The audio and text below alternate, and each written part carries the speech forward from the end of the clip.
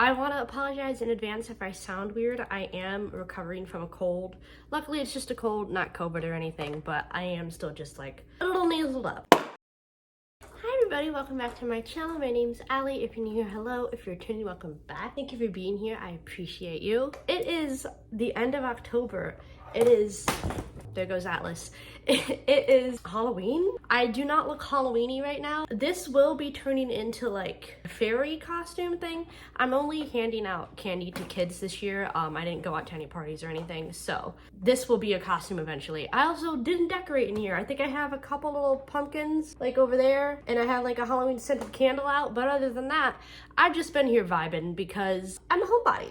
And books, which brings us to a reading wrap up for the month because books. I read 12 books this month in a lot of genres. I did a lot of romance, I did a couple fantasy, and then I did try and do like some thriller Halloween-y type books. So let's get into it. So my first book I read this month was my only 5-star of the month, and that was The Ballad of Never After by Stephanie Garber. This is the second book to Once Upon a Heartbreak. I believe I 4-starred the first book and obviously 5-starred this book. Hi, Addie. I loved this book so much. I'm so in love with Jax.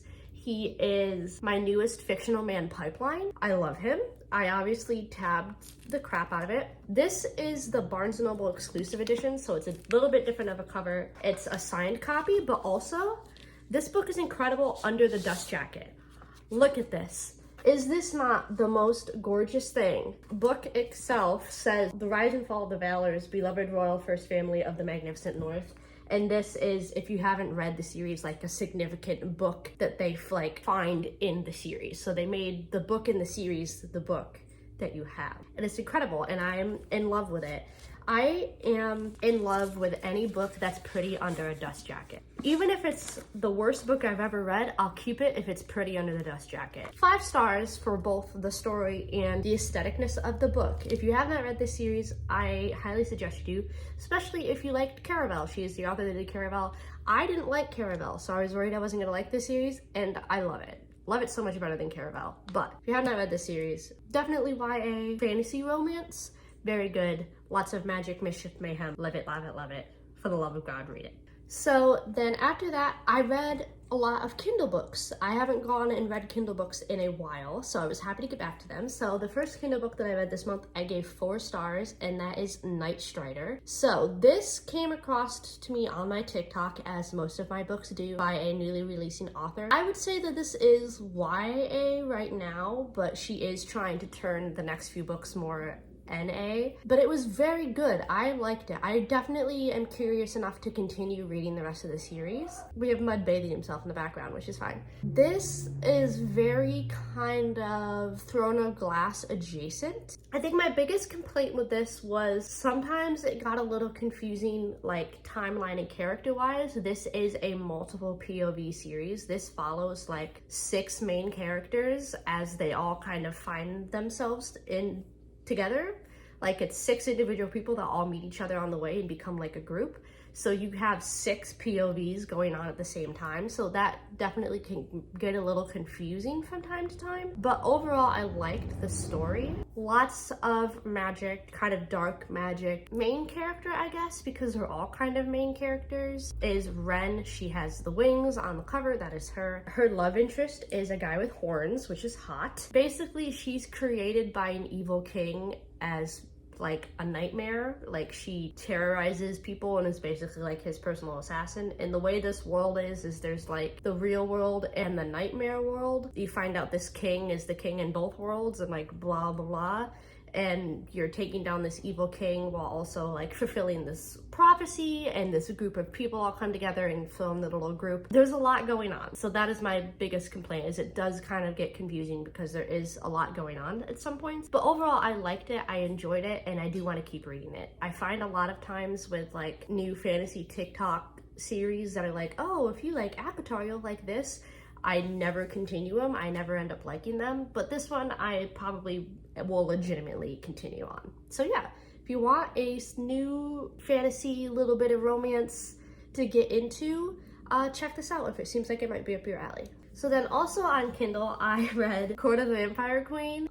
It's a smut book. I gave it 3 stars. It's not my favorite smut book. Does it get the job done in smut? Yes. But I am a smut with plot, and sometimes this seemed a little too much smut, not enough plot, and some of it was almost kind of stupid to me. Like, I feel like this is inappropriate to talk about, but there's like a whole scheme where it's like, we have to make her enjoy sex enough to break this spell, and like they just hook up until the spell breaks. Like, sometimes it was just kind of like, okay, I guess that's happening. So like, I enjoyed it. It was a smut and it was good. It wasn't the best. Do I recommend it? If you like smut for just smut, yes. But if you're a smut and plot person, it might not be the best thing you've ever read. And then after that, I read Icebreaker, which is probably one of my favorite reads of the month. I 4-starred it. It was great. I loved it so much. It made me happy. I don't know what it was that didn't make me 5-star it, but it's like almost a 5-star. This is like a 4.999. I don't know what it was that didn't make it a 5-star, but I loved this book. See it all over TikTok, super hyped up, so I didn't think that it was going to live up to that hype. I figured that I wouldn't like it as much as I did, and I love it. This is a hockey sports romance. Our main character, Anastasia, however you want to pronounce it, is a figure skater, and her love interest is a hockey player. Basically, she has sworn off dating, especially hockey players, but of course falls in love with one. He is the most amazing little book boyfriend. I also am on him for a fictional boy pipeline. Good smut, but it's smut with plot, which is why I enjoy it. If you want smut with plot, go this direction. I love it. Enemies to lovers, sports romance, also sort of like friends to lovers adjacent. I believe it's gonna be a series, so I love it. Live it, laugh it, love it. Go read it if you have not. So then heading back into like my physical books, a few weeks ago I posted a reading vlog if you want to go check it out for this book, but I read The Night Circus, and all around I would say this is like a 3.5 star for me. It was kind of confusing. Like I said earlier, I wasn't a Caravel fan, and I feel like this gave me Caravel vibes. It was a little confusing. It was kind of hard for me to get into in the beginning. I understand why people like it the way that they do, and I don't think it's a bad book. It's just not necessarily my taste. It's kind of got dark academia vibes, and I've never necessarily been a dark academia person. So I 3-starred it. I do recommend it if you are like a Caravel, dark academia, magic-y person, but it's not always my cup of tea. But I did read it, 3.5 starred it. If it seems like something that you would be interested in, I do suggest you go read it. Again, you can go back and watch my reading vlog if you want to see my reactions in the moment to how things are going on. It might be a little spoilery if you haven't read it, but I tried to do my best to not make it like, this is exactly what's happening at this very second. So, yeah. Atlas is attacking Mud's tail. So my next read, and I'm saying read because I didn't realize how much of a read it wasn't going to be, was Healing Through Words by Rupi Kaur. This is her newest book. I have all 3 of her other books and I love them. 4-starred this because it does have really nice poems and things in it. I didn't realize that this was more of like a writing prompt book. Like, there are like poems here and there in through here, but it's a lot of like writing exercises and prompts and stuff, so it's not a normal poem book. I haven't actually really done anything in it. I'm sure I will at some point, but yeah, it's a read because there's like words that you have to read in it, but it's a lot of writing prompts and journaling type things. But so if you are a fan of hers and her poetry books, I highly suggest it. If you're somebody that likes little like writing prompt journals like this, I think this is a really good one. But yeah, this took me like 15 minutes to read. Not that much to read. So then getting into like Halloween spooky vibes, I read The Southern Book Club's Guide to Slaying Vampires. I included this in my video that I posted last week of like fall, autumn spooky vibes books. I was like half done reading it when I made that, but I'm done now. Overall, this is like a 3-star. This is my first like horror labeled book. This was in like the horror section, so it's a lot more gruesome than just like normal thrillers and stuff. I did enjoy it, but it was just missing something for me. It was all right. I don't think that it's like because it was horror. I think that I'm totally open to reading a horror labeled book again. Sometimes I almost felt bored with it, and I feel like you shouldn't be bored in a horror book. Like, you should be like on your toes, oh my gosh, scared. And I wasn't necessarily.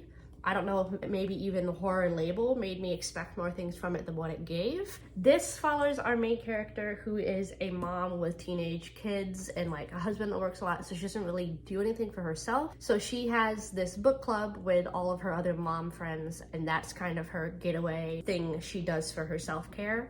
And they read a lot of like thrillers and murder mysteries and whodunits, and basically a bunch of the kids in town start going missing, to which then they discover their town is full of vampires and they have to kill them and get rid of them so they stop eating their kids. And that's what this is. Again, a little bit more gruesome because it's horror. There are some pretty descriptive scenes. If you like horror, I would recommend it. I personally almost would have just said that this was a thriller more than a horror. Like, it's got gruesome described things, but I wasn't like, oh my gosh, to it. Like, I think I've read thrillers that affected me more than what this did. But yeah.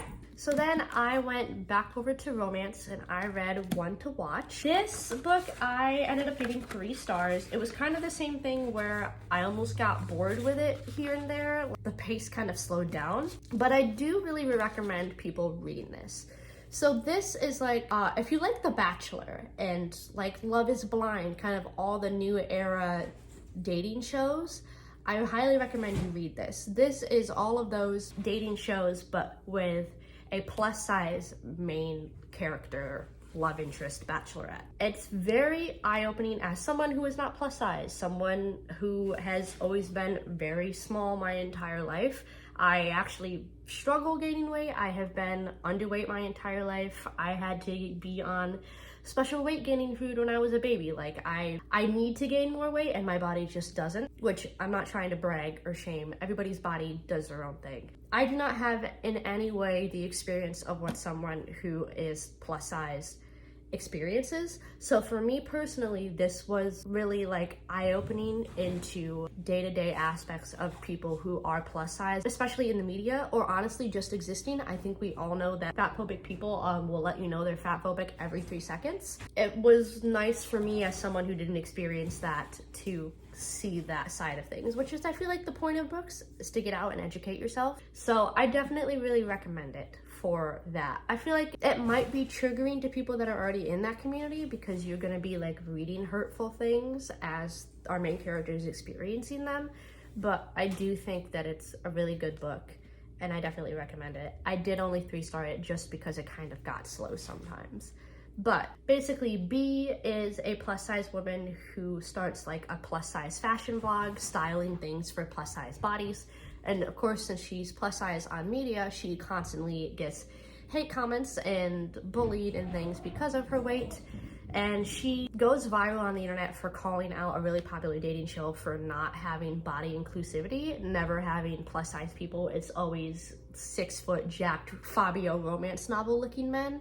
So she then gets the offer to be the first plus size love interest. So she is like the first plus size bachelorette going into this, trying to bring a new fresh breath to this dating series. And of course it's her ups and downs and struggles with being a plus size woman in the media. So it's a really good read. I definitely suggest it. I really liked it. I feel bad that I only gave it 3 stars, but it did just like, I put this down for like 2 days and then pick it up again just because sometimes it just felt like fillery chapters. It seemed something up your alley. So then back over on Kindle, I read Water Under the Bridge. I give this 3 stars. It was only about 250-300 pages, so it was a very small little romance book. This is a workplace enemies to lovers. If you liked a hating game, you might like this, but it's like hating game, but a little less angsty. It's very much boy falls first. Our main character applies for this job and doesn't get it.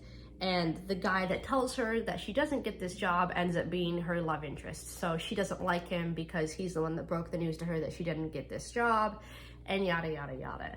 It's very cute. It made me smile. It did the job for being a sweet little romance book. So I definitely recommend it if you want a little nice enemies to lovers, workplace vibes. It was very cute.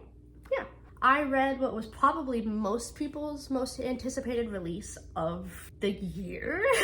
I read It Starts With Us by Colleen Hoover. I pre-ordered this as soon as she announced it. I ordered this like a year ago. I 4-starred it. I'm pretty sure I 5-starred It Ends With Us. It really had an emotional impact for me. I related to it a lot. It said a lot of things that I myself had never been able to put into words. This I 4-starred because this was just a little romance book. Like, it didn't really have the emotional impact that It Ends With Us did. Like, this was a healing book of just her love story with Atlas continuing. It didn't have the deep hitting things as it did with her relationship with Ryle, which is good. She got out of an abusive relationship. That's great, that's the point. But in comparison, this just didn't have the emotional impact that it did. This was just a sweet little romance novel. Did I like it? Yeah. Did it live up to what I thought it was gonna give? No. But do I just still recommend it, especially if you liked It Ends With Us? Yeah. Am I so obsessed with Atlas? Not really. Sometimes I just feel like he's a guy. Like, I don't necessarily think he did anything outstanding. Like, he got a girl out of an abusive relationship. I feel like that's something any person would do for anyone that's a good person. Like, I don't think anybody would want someone to stay in an abusive relationship. So it's just kind of like guy does bare minimum. So like, I don't hate him. Obviously I want her to be with him because he's not the abuser. But yeah, I liked it. It was cute. Is this a book that I necessarily think I'm gonna pick up and read again? Probably not. Like, I'll probably read It Ends With Us again before I read this, but it was just kind of like a nice little healing moment from the first book. So it was good. Wasn't great. So then back over into like Halloween-y vibes, I read Sign Here by Claudia Lux. It is kind of thrillery-ish. Basically, our main character is kind of a secretary in hell. He works in like the offices of hell, and he basically gets a promotion if he finishes cursing like 4 generations of the same family, kind of. And he is working on cursing the last generation of a family. So he's following this family around trying to get all 4 of his generations done. And stuff happens during that travel. I 3-starred it. Again, it was a book where I would put it down for a couple days and not pick it back up just because it felt like there were chapters that were just there. Excite me all the time. There were good times and there were bad times. It was okay. It was a book. I read it. It existed. I did it. That's how I feel about it. And then finally, my last read of the month was Act Your Age, Eve Brown. I just got this out of my book haul that I did last week, if you want to check that video out as well. This is the last book in the Brown Sisters trilogy. I 4-starred this. So I think in total, Take a Hint, Dani Brown is my favorite, then Eve Brown, then Chloe Brown. Chloe Brown was probably my least favorite out of the 3 of them. But this one was very good. It was cute. Loved it. As always, good smut scene.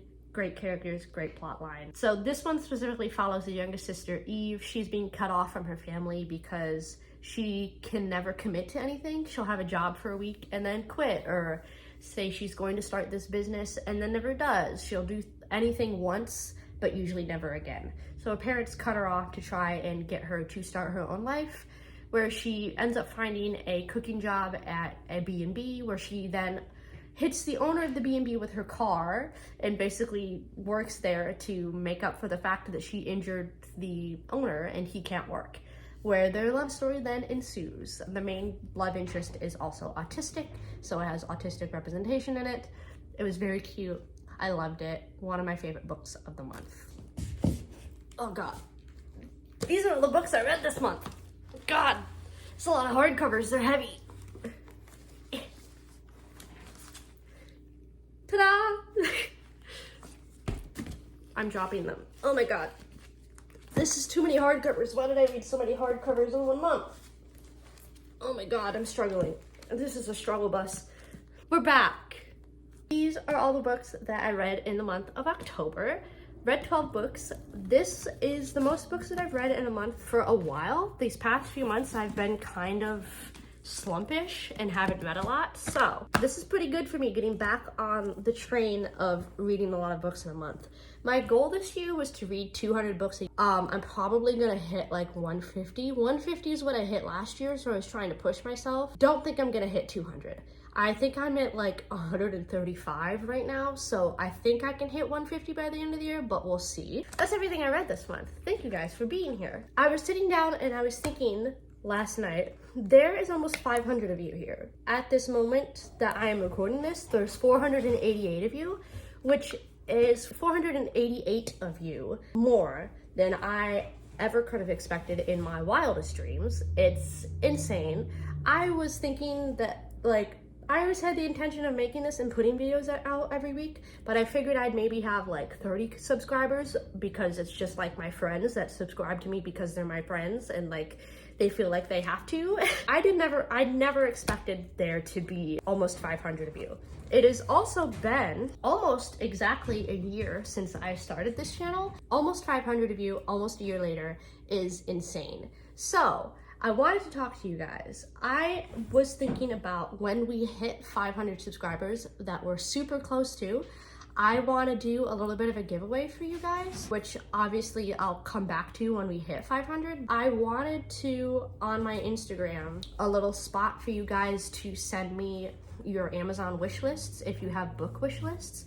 And when we hit 500 subscribers, pick 4 or 5 people that send me their wish list, send them a book from their wish list as a thank you for being here and supporting me for the past year. That is my idea. You have any other friends that you think would vibe on this channel with you or me, send them our way. And when we hit 500 subscribers, make sure you follow me on my Instagram and I will announce it there. I might even post a short here to be like, hey, 500 subscribers, that's incredible. But I want to do a giveaway for you guys. So my Instagram is linked down below with the rest of my social medias if you don't follow me there already. So if and when that happens, I will say, hey, send me your book wish lists and I will pick some people and send them. 500 is incredible and I am really thankful for you guys and want to do something nice for you. So 500, giveaway, yada, yada, yada. I've said the same thing 20 times. Thank you. Thank you so much for being here. I really do love and appreciate you so much. It's insane. It's incredible. Social media down below. Follow me there. My Amazon wish list is down there. If you want to send me something, you don't have to, but I would really love it if you did. It's also my PangoBooks down there if you want to buy mine or other people's used books. It's a great way of finding books like these for cheap. You don't have to pay full price. I use it all the time. Yeah, I think that's it. I'll let you know about the 500 thing if and when it happens. I love you so much. Stay safe. I love you. I'll see you somewhere else on the internet.